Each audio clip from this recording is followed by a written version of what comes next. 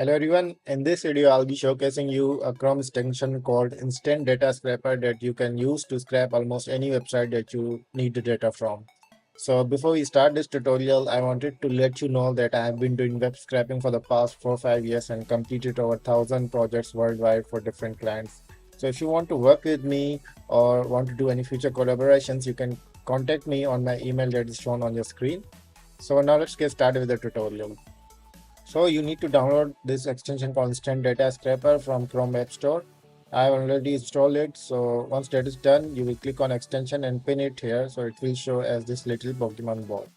So you will go to your source website. For in this example, I'm using this website. So here are the results that I need.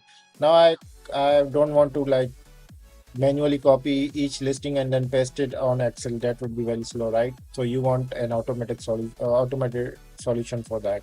So here this comes the state data scraper tool for us. So you will click here and you can see it will detect the listings for us. So you can see all the listings columns that is detected. So I will remove the columns that I don't need. I think that they are not like good for me.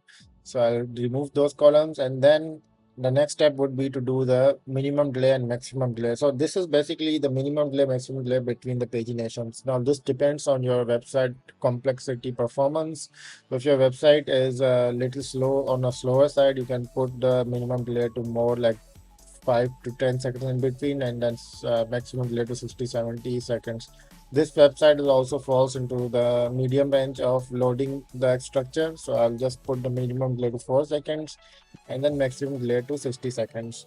Once that is done, the next step that I'll do is locate next button to do the pagination. So from here you can see this next page. I'll click here. So this will do the pagination for us.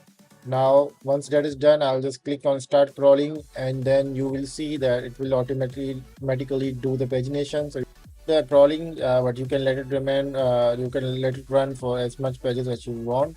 Once that is done, you can either copy all the columns or you can download the XLSX format or the CSV. So I'll download the XLS format and then open up in the Excel sheet. Okay. So you can see here the listings that we got.